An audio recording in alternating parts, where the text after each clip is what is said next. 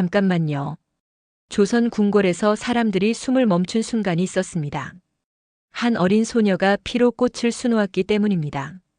염료도 실도 모두 사라진 경연장에서 그녀는 아무 말 없이 자신의 손을 베었습니다. 그리고 하얀 천 위에 붉은 매화꽃을 피워냈습니다. 그 순간 왕이 자리에서 일어나 말했습니다. 저 꽃은 살아있다. 하지만 더 놀라운 사실은 그 소녀의 바느질이 15년 전 궁궐을 뒤집었던 사건과 연결되어 있다는 것이었습니다. 도대체 이 소녀는 누구일까요? 그리고 왜 그녀의 바늘은 죽은 사람의 기술과 똑같았을까요? 오늘 들려드릴 이야기는 조선 궁궐을 뒤흔든 한 소녀의 바느질 이야기입니다. 구독과 좋아요로 응원 부탁드리고, 그럼 지금부터 산골 여관에서 시작된 놀라운 이야기를 들려드리겠습니다. 산이 깊으면 골도 깊다 하였습니다. 한양에서 하룻길을 더 걸어 들어가야 닿을 수 있는 그 산골에는 이름도 변변찮은 낡은 여관 하나가 있었습니다. 기둥은 오래전부터 한쪽으로 기울어져 있었고 처마 끝에서는 계절마다 빗물이 새었습니다. 지나는 나그네들이 하룻밤 눈을 붙이고 이튿날 아침이면 훌훌 떠나는 그런 곳이었습니다. 머무는 사람보다 떠나는 사람이 언제나 더 많은 곳이었지요. 그 여관에 다온이라는 소녀가 있었습니다. 16이었습니다. 언제부터 그곳에 있었는지를 정확히 아는 사람은 없었습니다. 여관 주인도 이따금 들르는 단골 나그네도 그저 다온이 그 여관에 있는 것을 당연하게 여길 뿐이었습니다. 마당 한켠의 늙은 우물처럼 처음부터 그 자리에 있었던 것처럼 다온의 하루는 동트기 전부터 시작되었습니다. 부엌에서 물을 깃고 아궁이에 불을 지피고 손님들이 남긴 그릇을 거두고 마당을 쓸었습니다. 장작이 떨어지면 도끼를 들었고 손님방 이부자리가 젖으면 처마 밑에 내다 널었습니다. 시키는 사람이 없어도 스스로 몸을 움직였고 누가 봐주는 사람이 없어도 멈추는 법이 없었습니다.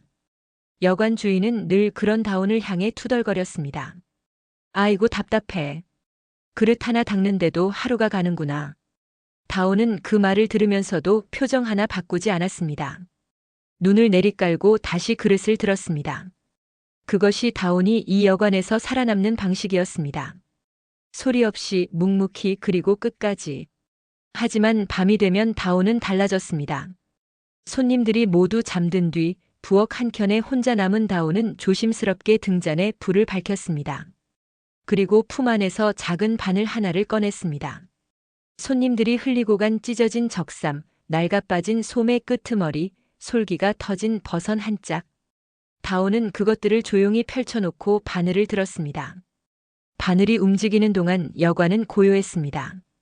바람 소리도 짐승 우는 소리도 먼 산의 물소리도 다 멀어지는 것 같았습니다. 다온의 손만이 등잔불 아래에서 살아 움직였습니다.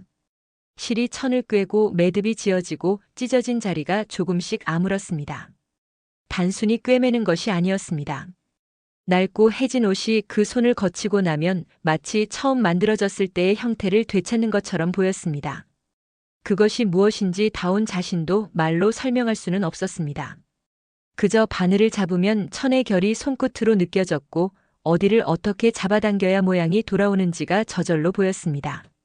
배운 적도 없었고 가르쳐준 사람도 없었습니다. 그냥 되었습니다. 그러나 그것은 어디까지나 밤의 일이었습니다. 낮에 다온은 그릇을 닦고 마당을 쓰는 아이였고 밤에 다온은 아무도 모르게 바늘을 드는 아이였습니다. 그 두 가지 사이에서 다온은 아무런 불만도 없는 것처럼 보였습니다. 아니, 불만이 있더라도 그것을 드러낼 방법을 알지 못하는 것처럼 보였습니다. 그해 겨울이 일찍 왔습니다. 산골의 겨울은 언제나 갑작스러웠습니다. 어제까지 단풍이 붉었는데 오늘 아침이면 처마 끝에 고드름이 달려 있었습니다. 손님의 발길도 뜸해졌고 여관 안은 더 조용해졌습니다. 그만큼 다온의 밤도 더 길어졌습니다.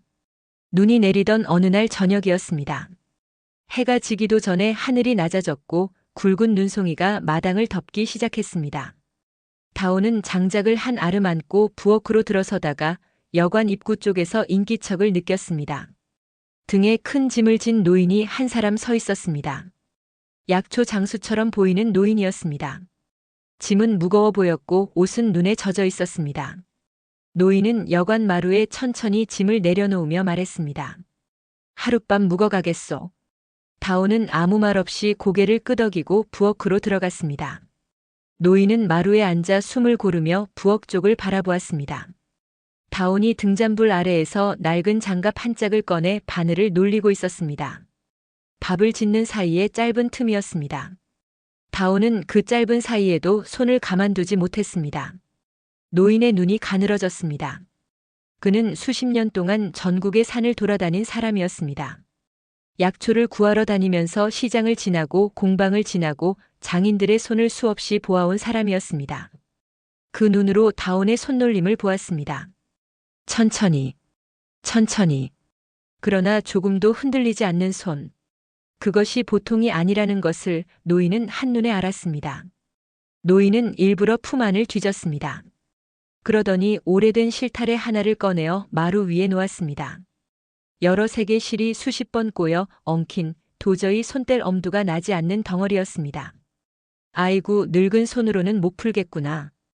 다온이 조심스럽게 다가왔습니다. 제가 해볼까요? 노인은 말없이 실타래를 내밀었습니다. 다온은 실타래를 두 손으로 받아들고 잠시 들여다보았습니다. 어디서부터 풀어야 하는지를 가늠하는 것처럼 보였습니다. 그러고는 손가락이 움직이기 시작했습니다. 잠시 후 실타래는 풀려 있었습니다. 헝클어진 실들이 색깔별로 가지런히 나뉘어 마루 위에 조용히 놓여 있었습니다. 노인은 그것을 내려다보며 아무 말도 하지 않았습니다. 다온은 이미 부엌으로 돌아가고 없었습니다. 그날 밤 노인은 오래도록 잠을 이루지 못했습니다. 천장을 바라보며 무언가를 생각하는 것처럼 보였습니다. 그것이 무슨 생각이었는지 다온은 알지 못했습니다. 부엌에서 바늘을 움직이던 다온은 그저 눈이 쌓이는 소리만 듣고 있었으니까요. 그리고 그날 밤 같은 여관에 또 한 사람이 문을 두드렸습니다. 다온은 그때는 알지 못했습니다. 그 문소리가 자신의 삶을 조금씩 바꾸기 시작하는 첫 번째 소리였다는 것을. 눈은 밤새 내렸습니다. 아침이 되어도 그칠 기미가 보이지 않았습니다. 산길은 이미 하얗게 덮여 있었고 여관 마당에 쌓인 눈은 다온의 무릎께까지 올라와 있었습니다. 그런 날이면 나그네들은 떠나지 못하고 여관에 발이 묶였습니다. 어디로도 갈 수 없는 날이었습니다. 늦은 밤 문을 두드린 두 번째 손님은 젊은 서책 상인이었습니다. 먼 길을 걸어온 것이 역력했습니다. 집시는 이미 눈에 젖어 형체를 잃었고 등에 맨 보따리는 책의 무게로 한쪽으로 기울어져 있었습니다. 그리고 오른쪽 어깨, 도포의 솔기가 크게 터져 있었습니다. 걷다가 어딘가에 걸린 것인지 아니면 오래된 옷이 무게를 이기지 못한 것인지 찢어진 자리는 손바닥 너비보다 넓었습니다. 상인은 방을 잡고 들어가면서도 그 찢어진 어깨를 몇 번이나 내려다보았습니다.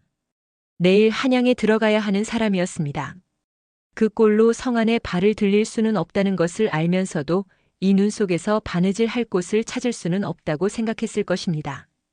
다온이 먼저 말을 꺼냈습니다. 제가 고쳐드릴까요?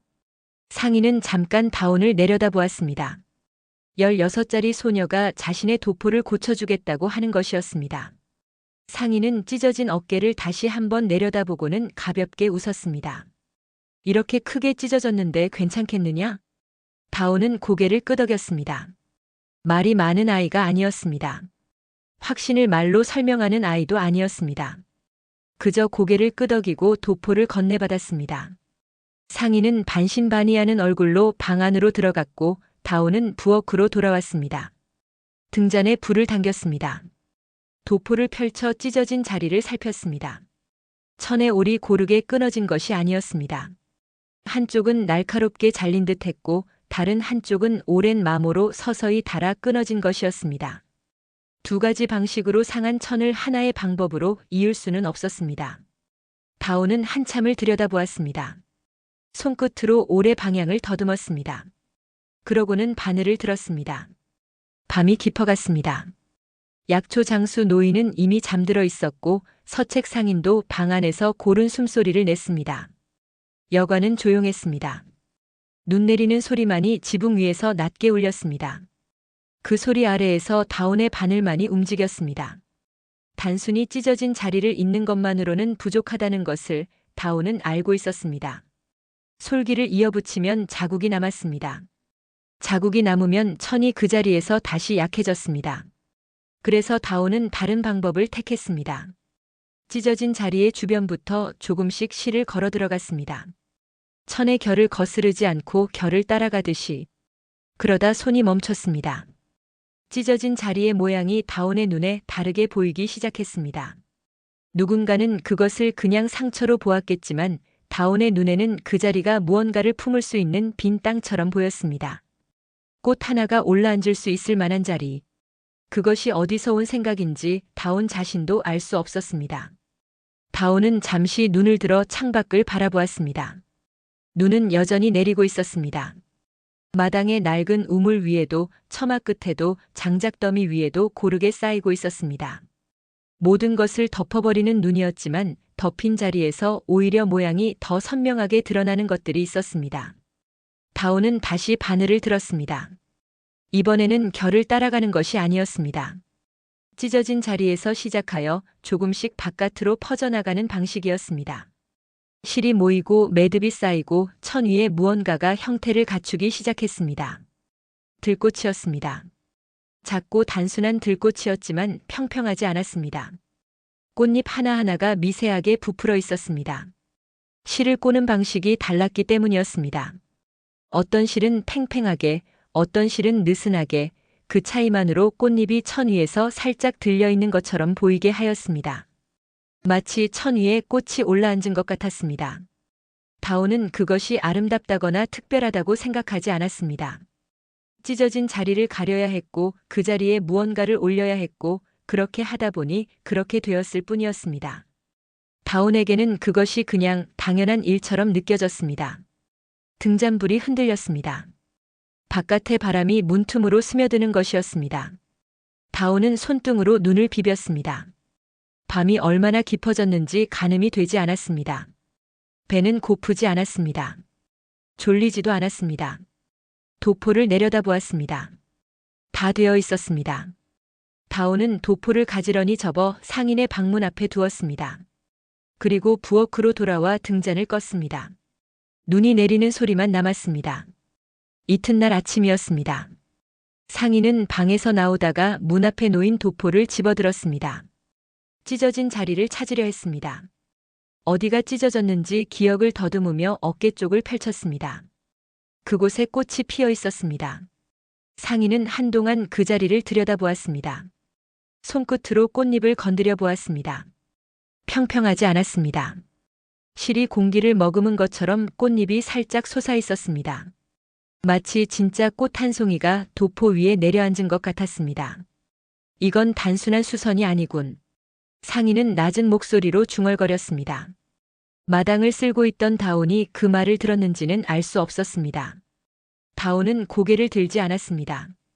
빗자루질을 멈추지도 않았습니다. 눈이 쌓인 마당을 묵묵히 쓸어나갔습니다.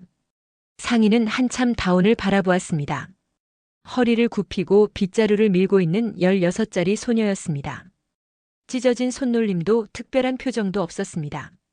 그저 일을 하고 있을 뿐이었습니다.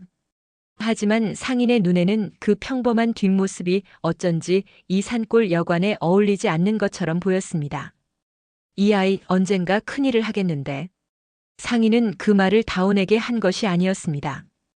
혼잣말이었습니다. 그리고 도포를 걸치고 보따리를 둘러매고 눈길을 걸어 떠났습니다. 다운은 떠나는 상인의 뒷모습을 보지 않았습니다. 약초 장수 노인도 그날 오전에 짐을 챙겼습니다. 짐을 지기 전에 잠깐 부엌 쪽을 돌아보았습니다. 다운은 그릇을 닦고 있었습니다. 노인은 아무 말도 하지 않고 여관을 나섰습니다. 그렇게 두 사람은 떠났습니다. 눈은 그쳤고 산길은 다시 열렸고 여관은 다시 조용해졌습니다. 아무 일도 없었던 것처럼 보였습니다. 여관 주인은 방 청소를 하라고 소리쳤고 다운은 대걸레를 들었습니다. 하지만 그날 이후로 여관 주인의 눈이 조금 달라졌습니다. 다운을 바라보는 눈이었습니다. 투덜거리는 것은 여전했지만 그 눈 안에 이전에는 없던 무언가가 들어 있었습니다. 다온은 그것을 눈치채지 못했습니다. 눈치챌 이유도 없었습니다. 그것이 무엇인지를 다온이 알게 되는 날은 아직 오지 않았습니다. 그러나 그 눈빛은 이미 무언가를 계산하고 있었습니다. 겨울이 가고 봄이 왔습니다. 산골의 봄은 천천히 왔습니다. 처마 끝에 고드름이 녹아떨어지고 마당 한켠의 흙이 조금씩 부드러워지고 그러고도 한참이 지나서야 산자락에 연초록빛이 번지기 시작했습니다. 서두르는 법이 없는 봄이었습니다. 다온의 하루도 달라진 것이 없었습니다. 새벽에 일어나 불을 지피고 물을 깃고 마당을 쓸었습니다. 손님이 오면 방을 내주고 손님이 가면 방을 치웠습니다. 여관 주인의 잔소리도 여전했고 다온의 침묵도 여전했습니다. 봄이 왔다는 것을 알아채는 것조차 다온에게는 사치스러운 일이었습니다. 그러나 밤만은 달랐습니다. 봄이 오면서 밤이 조금 짧아졌지만 다온이 바늘을 드는 시간은 오히려 길어졌습니다. 겨울 내내 손님들의 해진 옷을 고치다 보니 어느새 다온의 손은 더 많은 것을 알게 되어 있었습니다. 천의 두께에 따라 실의 굵기를 달리해야 한다는 것, 오래 방향이 바뀌는 자리에서는 바늘의 각도를 틀어야 한다는 것, 누가 가르쳐 준 것이 아니었습니다. 밤마다 손이 기억해 나간 것이었습니다. 그 무렵이었습니다. 여관 주인의 태도가 눈에 띄게 변하기 시작한 것은 처음에는 작은 일이었습니다. 다온이 부엌에서 바느질을 하고 있으면 주인이 지나다가 슬쩍 들여다보는 일이 잦아졌습니다. 예전에는 그런 일이 없었습니다. 주인은 다온의 일에 관심이 없었고 관심을 가질 이유도 없었습니다. 그런데 언제부터인가 주인의 눈이 다온의 손 위에 머무는 시간이 길어졌습니다. 다온은 그것을 느꼈지만 아무 말도 하지 않았습니다. 봄이 깊어지면서 여관에 손님이 늘었습니다. 날이 풀리면 길을 나서는 사람들이 많아지는 법이었습니다. 한양으로 가는 사람, 한양에서 내려오는 사람, 산 너머 장터를 오가는 사람들이 하룻밤씩 묵어갔습니다. 다온의 손도 덩달아 바빠졌습니다. 그러던 어느 날 저녁이었습니다. 한양에서 내려온 장사꾼 하나가 여관에 들었습니다. 비단과 옷감을 파는 옷장수였습니다. 보따리가 여럿이었고 행색이 넉넉해 보였습니다. 그는 방을 잡고 들어가기 전에 여관 주인과 한참 이야기를 나누었습니다. 다온은 그 자리에 없었습니다. 부엌에서 저녁 준비를 하고 있었으니까요. 두 사람이 무슨 이야기를 나누는지 다온은 알지 못했습니다. 알 수 있는 자리도 아니었고 알아야 할 이유도 없다고 생각했습니다. 그날 밤 여관 주인이 다온을 불렀습니다. 저 손님 방에 가서 인사드려라. 다온은 고개를 끄덕이고 방문을 두드렸습니다. 옷장수는 다온을 위아래로 훑어보았습니다. 무언가를 가늠하는 눈이었습니다. 다온은 그 눈빛이 불편했지만 표정을 바꾸지 않았습니다. 손재주가 좋다고 들었다. 다온은 아무 말도 하지 않았습니다.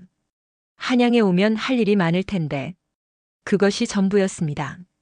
옷장수는 그 이상 말하지 않았고 다온도 그 이상 듣지 않았습니다. 방에서 나와 부엌으로 돌아왔습니다. 등잔에 불을 켜고 바늘을 들었습니다. 그날 밤 다온은 손님이 두고 간 낡은 버선 한 켤레를 꿰매었습니다. 아무 생각 없이 바늘을 움직였습니다.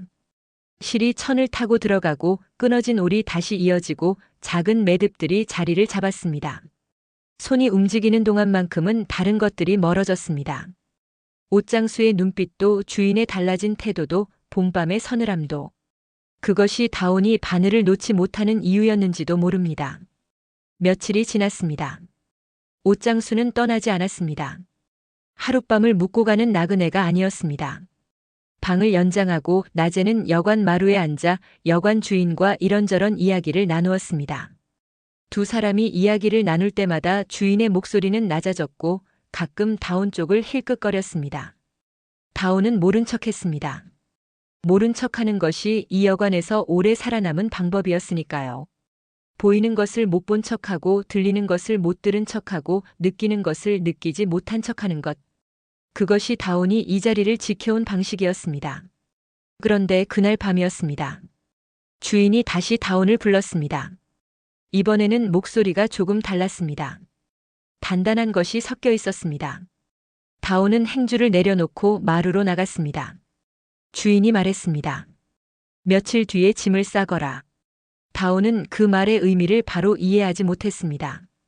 짐이라고 할 것도 없었습니다. 다온의 것이라고는 바늘 한 쌈과 실 몇 가닥, 그리고 낡은 옷 2벌이 전부였으니까요. 한양으로 가는 게다. 주인은 더 이상 설명하지 않았습니다. 설명이 필요하다고 생각하지 않는 것처럼 보였습니다. 다온은 잠시 서 있다가 다시 부엌으로 돌아왔습니다. 그날 밤 다온은 바늘을 들지 않았습니다. 등잔불을 켜놓고 한참을 앉아 있었습니다. 무언가를 생각하는 것처럼 보였지만 사실은 아무 생각도 나지 않았는지도 모릅니다. 이 여관이 좋았던 것도 아니었습니다. 주인이 다정했던 것도 아니었습니다. 그런데도 떠난다는 말 앞에서 다온의 손은 그냥 무릎 위에 놓여 있었습니다. 창밖에서 봄바람이 불었습니다. 며칠 뒤 새벽이었습니다. 마당에 집마차 한 대가 들어섰습니다. 옷장수의 마차였습니다. 다온은 작은 보따리 하나를 들고 마루에 서 있었습니다. 여관 주인은 마당 끝에 서서 팔짱을 낀 채 바라보고 있었습니다. 특별한 말이 없었습니다. 다온도 말하지 않았습니다. 마차꾼이 다온에게 짐칸을 가리켰습니다. 다온은 올라탔습니다. 마차가 움직이기 시작했습니다. 산길을 따라 천천히 내려갔습니다. 다온은 마차 안에서 뒤를 돌아보지 않았습니다. 여관이 점점 작아지고 있었지만 돌아볼 이유를 찾지 못했습니다. 그런데 이상한 일이 하나 있었습니다. 마차가 흔들리는 동안 다온은 울지 않았습니다. 두려워하는 기색도 없었습니다. 대신 조용히 중얼거렸습니다. 한양이라 옷감이 많겠지? 마차꾼이 그 말을 들었습니다. 그리고 피식 웃었습니다. 이 아이 참 특이하네. 마차는 산을 내려갔습니다. 다온은 보따리를 무릎 위에 올려놓고 흔들리는 마차 안에 가만히 앉아 있었습니다.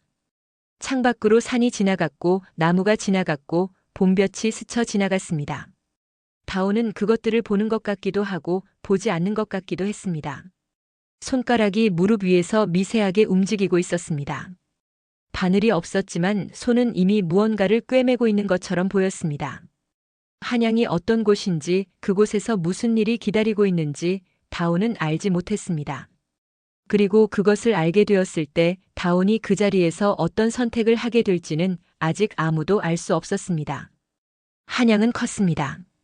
마차가 성문을 통과하던 순간 다온은 자신도 모르게 숨을 멈췄습니다. 산골에서 나고 자란 눈에 한양의 거리는 한꺼번에 너무 많은 것들이 쏟아지는 곳이었습니다. 사람들이 부딪힐 듯이 오갔고 장사꾼들의 목소리가 사방에서 겹쳐 들렸습니다. 기와 지붕이 줄지어 늘어서 있었고 골목마다 냄새가 달랐습니다. 음식 냄새, 가죽 냄새, 물감 냄새, 그리고 사람 냄새. 다온은 마차 안에서 그것들을 조용히 받아들였습니다. 압도된 것인지 아니면 그저 받아들이는 것인지 다온의 표정만으로는 알 수 없었습니다. 마차꾼은 익숙한 길을 따라 골목을 꺾고 또 꺾었습니다.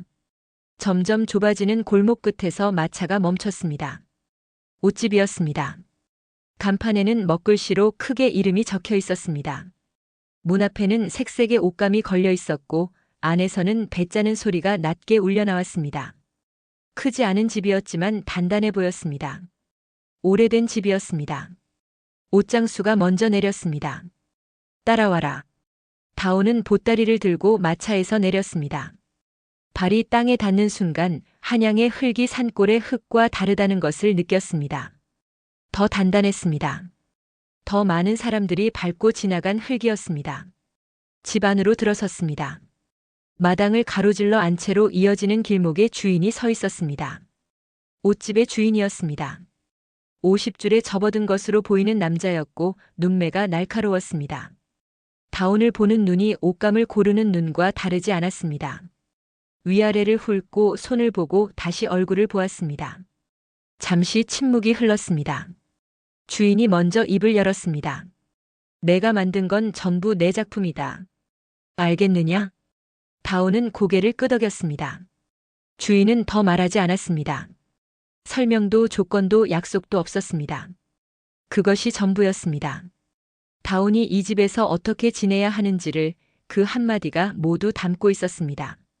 다온은 고개를 끄덕이면서 속으로 생각했습니다. 그럼 더 열심히 만들면 되겠네. 그것이 다운의 전부였습니다. 억울하다거나 불공평하다거나 그런 감정이 없었던 것은 아닐 것입니다. 하지만 다운은 그것을 오래 붙들고 있는 법을 몰랐습니다. 아니, 알더라도 그럴 시간이 없었습니다. 옷집에서의 첫날 밤이 지나갔습니다. 다운에게 주어진 방은 안채 뒤편의 작은 칸이었습니다. 창이 하나 있었는데 열면 담벼락이 바로 보였습니다. 산골 여관의 부엌보다 좁았습니다. 하지만 다운은 보따리를 내려놓고 그 안에 앉아서 처음으로 혼자인 공간이라는 것을 느꼈습니다. 누가 들여다보지 않는 방이었습니다. 그것만으로도 다운에게는 충분했습니다. 이튿날부터 일이 시작되었습니다. 옷집의 일은 여관의 일과 달랐습니다. 몸을 쓰는 것보다 손을 쓰는 일이 많았습니다. 옷감을 재단하고 시침질을 하고 솔기를 잡는 일들이었습니다. 옷집에는 다운 말고도 2명의 친모가 있었습니다. 나이가 지긋한 여인들이었고 다운을 처음 보는 눈이 곱지 않았습니다. 어디서 왔는지도 모르는 어린 것이 갑자기 들어왔으니 그럴 만도 했습니다. 다운은 그 눈빛에도 아무 말을 하지 않았습니다. 시키는 일을 했습니다. 재단이 끝난 자투리 천을 치우고 실패를 정리하고 바닥에 떨어진 실오라기를 골랐습니다. 가장 낮은 자리에서 가장 조용하게. 그렇게 며칠이 지났습니다. 어느 저녁이었습니다. 친모들이 모두 퇴청하고 옷집 안이 조용해졌을 때 다운은 작업방에 혼자 남아 있었습니다. 낮에 재단하다 남은 자투리 천 조각들이 바닥에 흩어져 있었습니다. 버리기에는 아깝고 쓰기에는 작은 것들이었습니다. 다운은 그것들을 한쪽으로 모았습니다. 그러다 손이 멈췄습니다. 창문으로 무언가가 날아들었습니다. 나비였습니다. 노란 날개를 가진 작은 나비였습니다. 봄이 끝나갈 무렵이었는데 어디서 날아온 것인지 알 수 없었습니다. 나비는 작업방 안을 한 바퀴 돌더니 자투리 천더미 위에 앉았습니다. 날개를 살랑살랑 접었다 폈습니다. 다운은 바느질하던 손을 내리고 그것을 바라보았습니다. 한참이었습니다. 나비는 서두르지 않았습니다. 날개를 열고 닫으면서 제자리에 가만히 있었습니다. 그 날개의 움직임 안에 무언가가 있었습니다. 팽팽하다가 느슨해지고 느슨하다가 다시 팽팽해지는 것. 실의 장력과 다르지 않은 것이었습니다. 그래, 너를 옷 위에 앉혀보자. 다운의 중얼거림에 나비가 날개를 한번 크게 폈다가 창밖으로 나갔습니다. 그날 밤부터였습니다. 다운은 자투리 천을 모아 밤마다 새로운 것을 만들기 시작했습니다. 누가 시킨 것이 아니었습니다. 주인이 알아도 소용없는 일이었습니다. 어차피 다운이 만든 것은 주인의 것이 될 테니까요. 그럼에도 다운의 손은 멈추지 않았습니다. 나비를 만들었습니다. 처음에는 평평했습니다. 천 위에 수놓인 나비였지만 그림처럼 납작했습니다. 다운은 그것을 뜯어냈습니다. 다시 시작했습니다. 실을 꼬는 방식을 바꾸었습니다. 날개 한쪽은 팽팽하게, 다른 한쪽은 느슨하게. 그 차이가 날개의 방향을 만들었습니다. 다시 뜯어냈습니다. 이번에는 날개의 결을 다르게 했습니다. 빛이 어느 쪽에서 오느냐에 따라 날개의 무늬가 다르게 보이도록. 실의 방향이 달라지면 빛을 받는 각도가 달라진다는 것을 다운은 몸으로 알고 있었습니다. 밤이 깊어갔습니다. 뜯고 다시 짜고 또 뜯었습니다. 자투리 천은 점점 작아졌습니다. 손끝이 따가웠습니다. 그래도 멈추지 않았습니다. 그렇게 사흘이 지났습니다. 사흘째 되는 날 새벽 등잔불 아래에서 다운은 완성된 것을 바라보았습니다. 천 위의 나비였습니다. 날개가 한쪽은 들려 있고 한쪽은 내려앉아 있었습니다. 금방이라도 날아오를 것처럼 보였습니다. 빛의 방향에 따라 날개의 색이 조금씩 달랐습니다. 다운은 그것을 한참 들여다보았습니다. 잘 됐다거나 아름답다거나 그런 생각은 나중에 오는 것이었습니다. 처음에는 그냥 되었다는 것만 느껴졌습니다. 손이 마침내 원하는 자리에 닿은 것 같은 느낌이었습니다. 그것을 어디에 써야 하는지는 아직 알지 못했습니다. 그런데 바로 그 무렵이었습니다. 한양의 소문이 돌기 시작했습니다.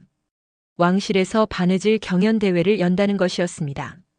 솜씨 있는 친모와 자수장인들을 모아 왕 앞에서 작품을 겨루게 한다는 것이었습니다. 한양의 옷집들이 술렁거렸습니다. 옷집 주인의 눈이 빛났습니다. 다온은 그 눈빛을 보았습니다. 산골 여관에서 여관 주인이 자신을 바라보던 눈빛과 닮아 있었습니다. 다온은 그것이 무엇을 뜻하는지 이제는 알고 있었습니다. 하지만 다온은 아무 말도 하지 않았습니다. 밤이 되면 다시 바늘을 들었습니다. 나비의 날개를 다듬었습니다. 실을 3번 꼬아 공기를 머금게 하는 방법을 반복했습니다. 손이 그 감각을 잊지 않도록. 그것이 어디에 쓰이게 될지를 다온은 아직 알지 못했습니다. 그리고 알게 되었을 때 다온이 그 자리에서 어떤 얼굴을 하고 서 있게 될지도. 경연 날짜가 정해졌습니다. 보름 뒤였습니다.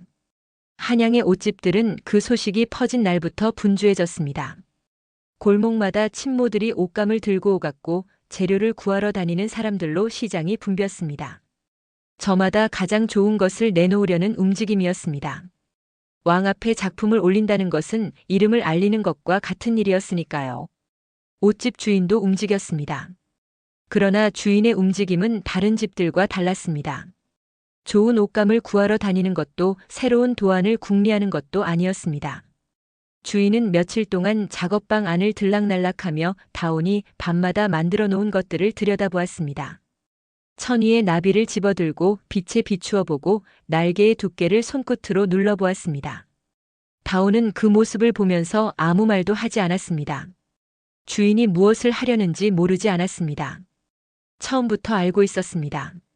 다온이 만든 것은 전부 주인의 것이라고 첫날 그렇게 말했으니까요. 다온은 그 말을 기억하고 있었습니다. 잊은 척하지도 않았고 억울한 척하지도 않았습니다. 다만 손은 멈추지 않았습니다. 경연까지 보름이 남아 있었습니다. 다온은 그 시간 동안 밤마다 작업방에 혼자 남았습니다. 친모들이 퇴청하고 주인이 안채로 들어가고 옷집이 조용해지면 그때부터 다온의 시간이 시작되었습니다. 등잔 하나의 의지에 바늘을 들었습니다. 나비를 다시 뜯었습니다. 완성되었다고 생각했던 것이었지만 며칠을 두고 보니 부족한 자리가 보였습니다. 왼쪽 날개와 오른쪽 날개의 장력이 미세하게 달랐습니다. 빛을 정면에서 받으면 균형이 맞아 보였지만 비스듬히 받으면 한쪽이 조금 더 무거워 보였습니다. 다온은 그것을 처음 만든 날부터 알고 있었습니다. 알면서도 넘어갔던 것인데 이제는 넘어갈 수가 없었습니다. 왕 앞에 올라가는 것이었으니까요. 아니, 다온에게 그것이 이유였는지는 알 수 없습니다. 왕 앞에 올라가지 않더라도 다온은 그 부족한 자리를 결국 고쳤을 것입니다. 손이 그것을 알고 있으면 모른 척할 수 있는 사람이 아니었으니까요. 실을 풀었습니다. 날개 한쪽을 완전히 뜯어내고 처음부터 다시 시작했습니다. 이번에는 실을 꼬는 횟수를 달리했습니다. 2번 꼬던 것을 3번으로 바꾸었습니다. 그러자 실 안에 공기가 더 많이 머물렀습니다. 날개가 조금 더 가벼워졌습니다. 무게가 줄어드니 두 날개의 균형이 달라졌습니다. 다온은 그것을 빛에 비추어 보았습니다. 이번에는 달랐습니다. 정면에서도 비스듬히에서도 날개의 무게가 같아 보였습니다. 나비가 막 날아오르려는 순간처럼 두 날개가 같은 높이에서 펼쳐져 있었습니다. 다온은 그것을 오래 들여다보았습니다. 손끝으로 날개를 건드리지 않았습니다. 그냥 보기만 했습니다. 됐습니다. 그런데 며칠 뒤였습니다. 주인이 다온을 불렀습니다.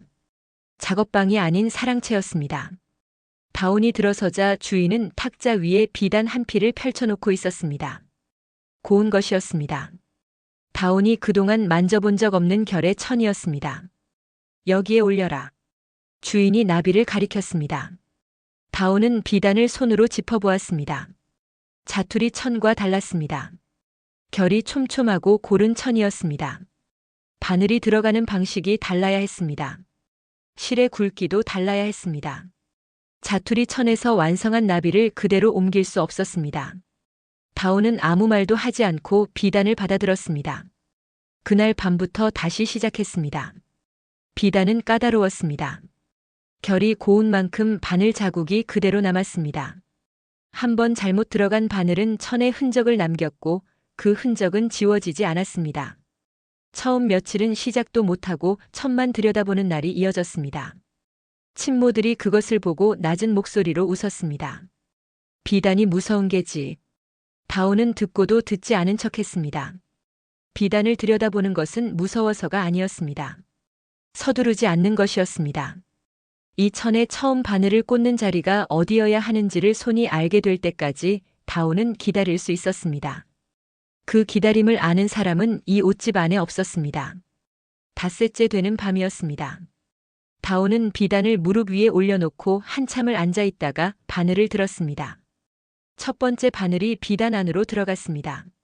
소리 없이, 흔들림 없이, 그러고는 멈추지 않았습니다. 밤이 깊어갈수록 나비의 형태가 갖춰지기 시작했습니다. 자투리 천 위의 나비와 같은 모양이었지만 같은 나비가 아니었습니다.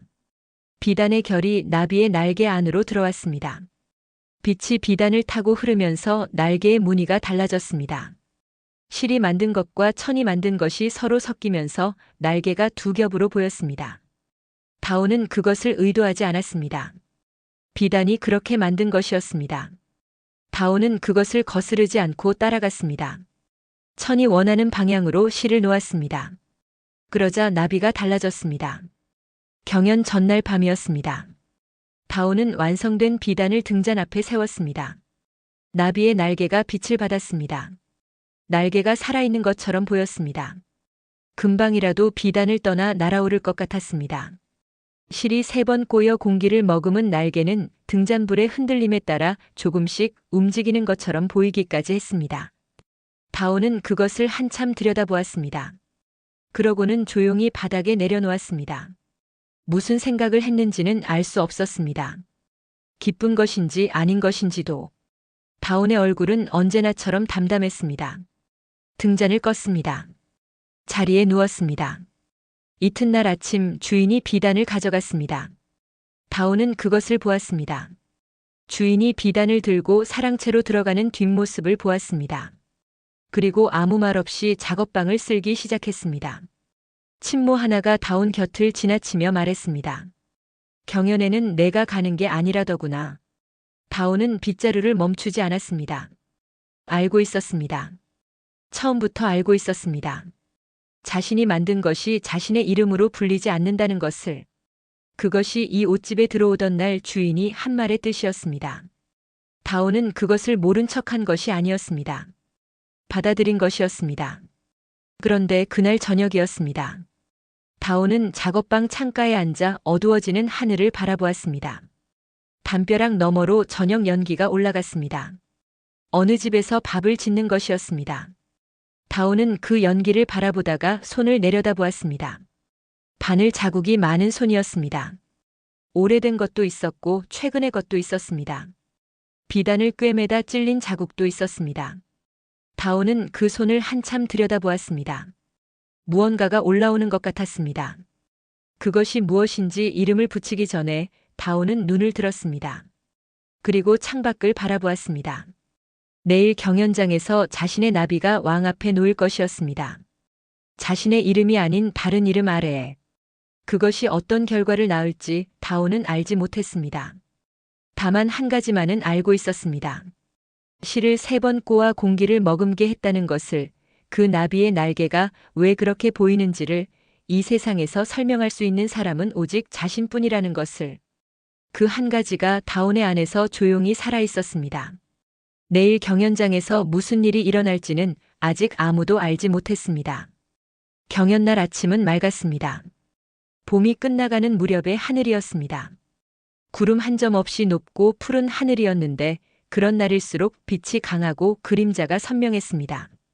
한양의 거리는 이른 아침부터 분주했습니다. 경연이 열리는 곳을 향해 가마와 마차가 오갔고 구경꾼들이 골목 어귀에 나와 서 있었습니다. 옷집 주인은 일찍 채비를 마쳤습니다. 비단을 곱게 접어 보자기에 싸고 그것을 다시 상자 안에 넣었습니다. 상자 안에는 비단 외에 아무것도 없었습니다. 주인의 손으로 만든 것은 아무것도 없었지만 주인의 손이 상자를 닫았습니다.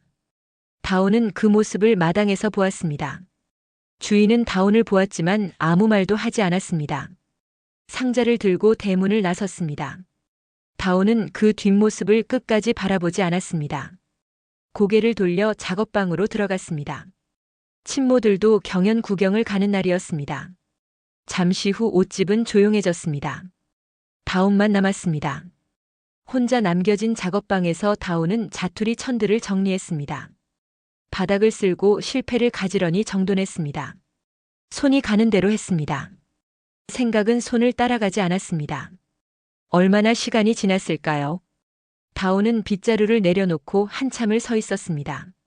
그러고는 보따리를 들었습니다. 무슨 생각으로 그랬는지 다운 자신도 말하기 어려웠을 것입니다.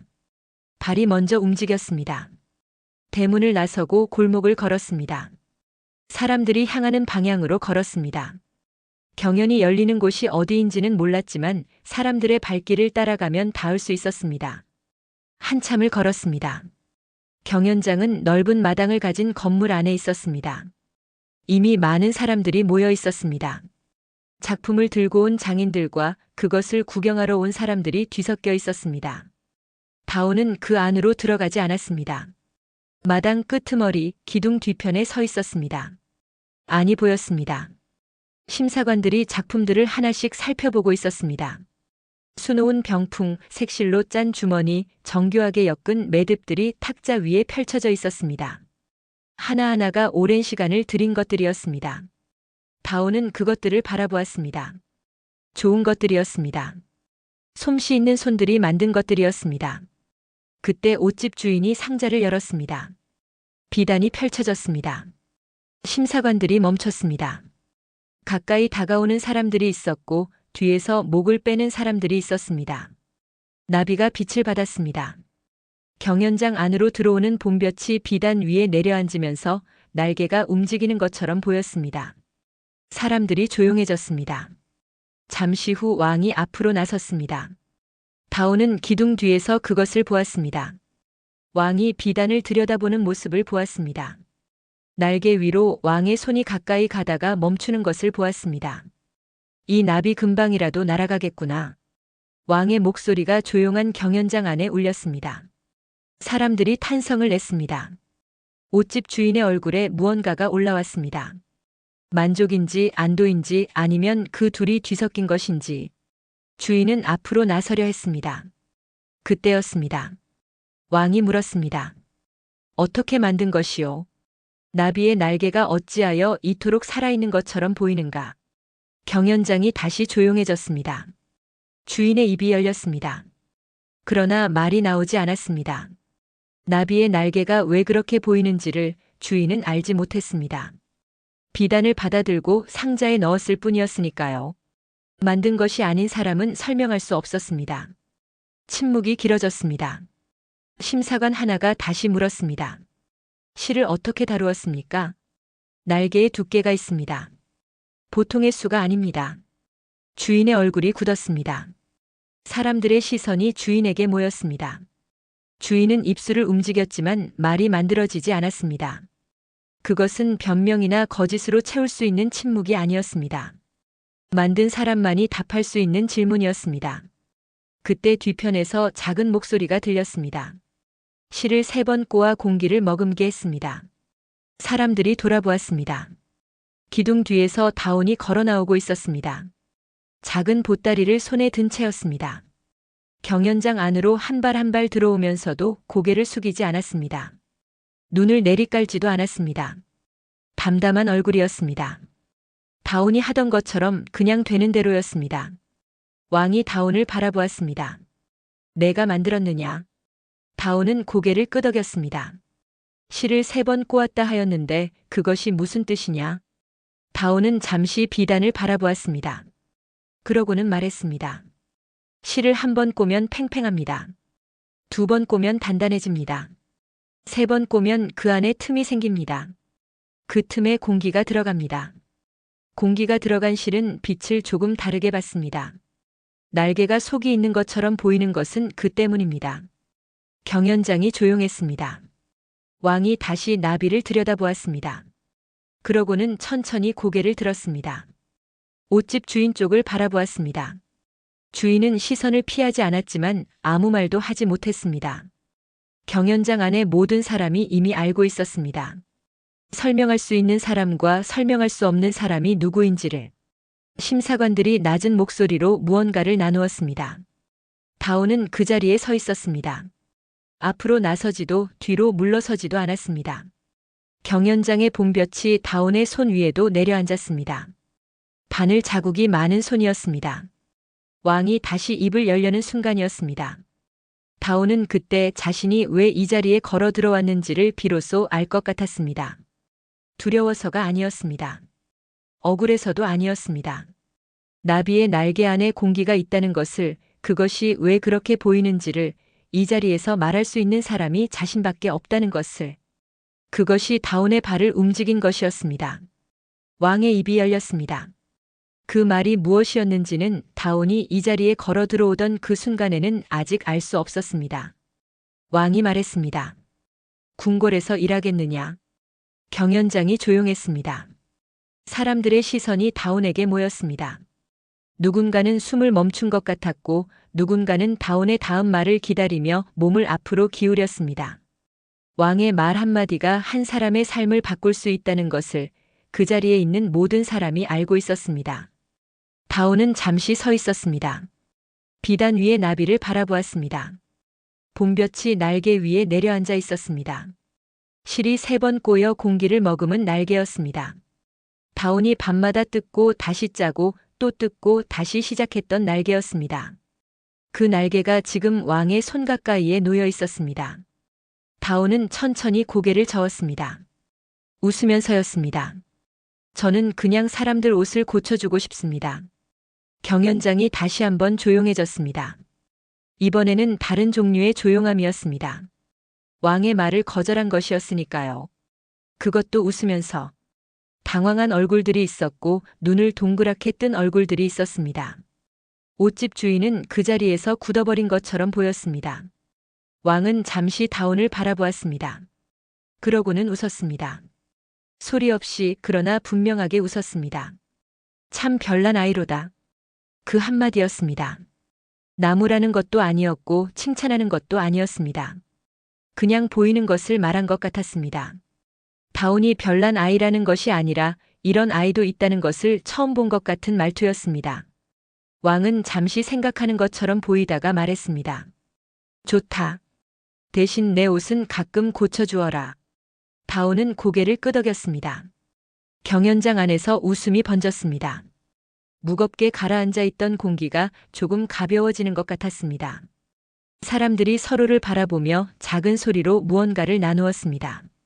왕이 웃었으니 웃어도 되는 자리가 된 것이었습니다. 옷집 주인은 끝내 아무 말도 하지 못했습니다. 경연이 어떻게 마무리되었는지, 상이 어디로 돌아갔는지는 다온에게 중요한 것이 아니었습니다. 다온은 비단을 바라보다가 고개를 들었습니다. 경연장 밖으로 봄볕이 넓게 깔려 있었습니다. 발이 저절로 움직였습니다. 그날 이후로 일들이 정리되었습니다. 왕의 말 한마디가 있었고 옷집 주인은 더 이상 다온을 붙들 수 없었습니다. 다온이 어디서 왔는지, 어떻게 그 옷집에 들어오게 되었는지 그 경위가 밝혀지는 데는 오랜 시간이 걸리지 않았습니다. 한양은 넓었지만 소문은 좁은 골목을 타고 빠르게 번졌습니다. 다온은 그 과정에서도 말이 많지 않았습니다. 억울함을 호소하지도 않았고 주인을 탓하는 말을 하지도 않았습니다. 물어보는 사람에게는 사실을 말했고 묻지 않는 사람에게는 말하지 않았습니다. 그것이 다온의 방식이었습니다. 한 가지 일이 정리되고 또 한 가지 일이 정리되었습니다. 그리고 얼마 뒤 다온은 한양의 작은 골목 안에 가게 하나를 얻었습니다. 크지 않은 곳이었습니다. 방 한 칸에 작업 공간이 딸린 곳이었습니다. 창이 2개였는데 하나는 골목 쪽을 향했고 하나는 마당 쪽을 향했습니다. 마당에는 오래된 나무 한 그루가 있었습니다. 봄이면 꽃이 피고 여름이면 그늘이 지는 나무였습니다. 다온은 그 나무를 보고 가게를 결정했습니다. 간판을 달았습니다. 붓글씨를 잘 쓰는 사람을 찾아가 부탁했습니다. 간판에 적을 글자를 말했습니다. 그 사람이 물었습니다. 어떤 글씨체로 쓰면 좋겠느냐고. 다온은 잠시 생각하다가 말했습니다. 웃는 것처럼 써주세요. 그렇게 해서 간판이 만들어졌습니다. 다온의 웃음 바느질집. 간판이 걸린 날 다온은 가게 앞에 서서 그것을 올려다보았습니다. 오래 올려다보았습니다. 무슨 생각을 했는지는 알 수 없었습니다. 표정은 담담했습니다. 그러나 담담한 것과 아무것도 느끼지 않는 것은 다른 것이었습니다. 다오는 알고 있었습니다. 그것을. 가게를 열었습니다. 처음에는 손님이 많지 않았습니다. 골목 안쪽에 작은 가게였으니까요. 지나다가 간판을 보고 들어오는 사람들이 있었습니다. 웃음 바느질집이라는 이름이 이상하다며 들어오는 사람도 있었고 그냥 옷을 고쳐야 해서 들어오는 사람도 있었습니다. 다오는 누가 오든 같은 얼굴로 맞았습니다. 제가 고쳐드릴까요? 찢어진 옷이 왔습니다. 솔기가 터진 옷이 왔습니다. 오래 입어 낡아버린 옷이 왔습니다. 다오는 그것들을 받아들고 손끝으로 살폈습니다. 어디가 약해졌는지, 어디서부터 시작해야 하는지를 천천히 읽었습니다. 그리고 말했습니다. 걱정 마세요. 옷도 사람처럼 조금 쉬면 다시 힘이 나거든요. 처음에는 그 말을 이상하게 여기는 사람들이 있었습니다. 옷이 쉰다는 것이 무슨 뜻이냐고 묻는 사람도 있었습니다. 다오는 그럴 때마다 웃으면서 말했습니다. 억지로 꿰매면 천이 버티지 못한다고, 결을 따라 천천히 이어줘야 오래 간다고. 사람들은 그 말을 들으면서 고개를 끄덕였습니다. 옷 이야기를 하는 것인지 다른 이야기를 하는 것인지 모를 말이었지만 어쩐지 고개가 끄덕여졌습니다. 계절이 바뀌었습니다. 봄이 가고 여름이 왔습니다. 여름이 가고 가을이 왔습니다. 다온의 가게에 오는 사람들이 조금씩 늘었습니다. 소문은 말로 퍼지는 것이 아니었습니다. 다온의 손을 거쳐 돌아간 옷이 퍼뜨리는 것이었습니다. 고쳐진 옷을 입고 나간 사람들이 있었습니다. 그 사람들을 본 다른 사람들이 물었습니다. 어디서 고쳤느냐고. 그렇게 다온의 가게를 찾아오는 사람들이 생겼습니다. 찢어진 옷을 들고, 낡은 옷을 들고, 혹은 그냥 고쳐질 것 같지 않은 옷을 들고 오는 사람들이었습니다. 다온은 그것들을 마다하지 않았습니다. 고칠 수 없을 것 같은 옷일수록 다온의 손은 더 오래 머물렀습니다. 천의 결을 더 오래 읽었습니다. 어디가 먼저 상했는지를 거슬러 올라갔습니다. 그러고는 거기서부터 시작했습니다. 어떤 사람은 이렇게 말했습니다. 저 집에서 나온 옷은 이상하게 마음까지 따뜻해진다. 그 말이 어디서 나온 것인지는 알 수 없었습니다. 처음 누가 한 말인지도 알 수 없었습니다. 그러나 그 말은 골목을 타고 퍼져나갔습니다. 다온의 가게가 있는 골목을 지나는 사람들이 그 말을 알게 되었고 그 말을 아는 사람들이 다온의 가게 앞에서 발을 멈추었습니다. 밤이 되면 골목은 조용해졌습니다. 가게 안에서 등잔불 하나가 켜졌습니다. 다온의 바늘이 움직이기 시작하는 시간이었습니다. 낮에 들어온 옷들이 다온의 무릎 위에 차례로 올라왔습니다. 바늘이 천을 타고 들어갔습니다. 실이 꼬이고 매듭이 지어지고 끊어졌던 자리가 다시 이어졌습니다. 서두르는 법이 없었습니다. 천이 원하는 속도로, 실이 원하는 방향으로. 골목 밖에서 바람이 불었습니다. 마당의 나무가 흔들렸습니다. 등잔불도 한번 흔들렸습니다. 그래도 다온의 손은 흔들리지 않았습니다. 산골 여관의 부엌에서 처음 바늘을 들던 그 손과 다르지 않은 손이었습니다. 그것이 전부였습니다. 그리고 그것으로 충분했습니다. 등잔불이 조용히 타올랐습니다. 밤이 깊어갔습니다. 그날 경연장에서 사람들은 한 가지를 처음 알게 되었습니다. 진짜 솜씨는 이름이 없어도 빛난다는 것을. 산골 여관의 부엌에서 시작된 작은 바늘 하나가 결국 왕의 눈앞까지 닿았습니다. 하지만 다온은 궁궐 대신 사람들의 옷을 고치는 길을 선택했습니다.